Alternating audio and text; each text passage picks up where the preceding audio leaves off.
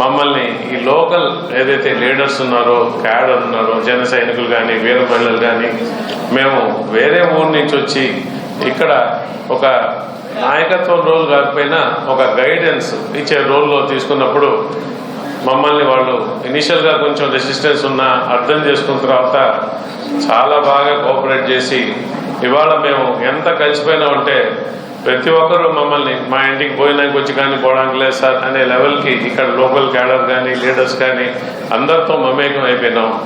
ఇవాళ ఒక రకంగా పిఠాపురం వదిలి మళ్ళీ ఊరికి వెళ్ళిపోతున్నాం అంటే ఒక చిన్న బాధ ఉంది. అయ్యో, ఇక్కడ ఇంత ప్రజలతో మనం బాగా కలిసిపోయినాము, అందరితో రోజు అన్న అక్క చెల్లి అనుకుంటూ తిరుగుతున్నామే, మళ్ళీ మనం పోతున్నాము అక్కడికని. సో మీరు వాళ్ళు ఎవరైతే పిఠాపురం మా జన సైనికులు కానీ, వీర మహిళలు కానీ, మా క్యాడర్ కానీ, అలాగే పిఠాపురం మొత్తం జనాలు కానీ మా మీద చూపించిన ప్రేమకి ఎప్పుడూ గుర్తుపెట్టుకొని ఉంటాం.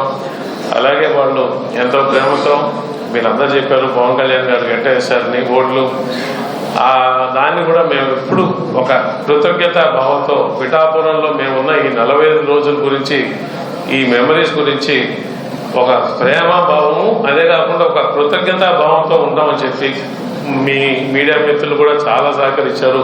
మీ అందరికి కూడా కృతజ్ఞతలండి. పవన్ కళ్యాణ్ గారి విజయంలో ఇవాళ కూటమి అంటే టీడీపీది అలాగే బీజేపీది పెద్ద భాగస్వామ్యం ఉన్నది.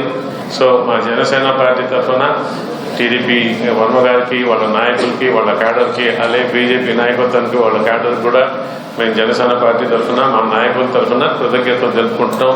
మరి ముఖ్యంగా పిఠాపురం ప్రజలందరికీ మనస్ఫూర్తిగా థ్యాంక్స్ చెప్తున్నాను. మీ కూడా ప్లీజ్ కన్వే.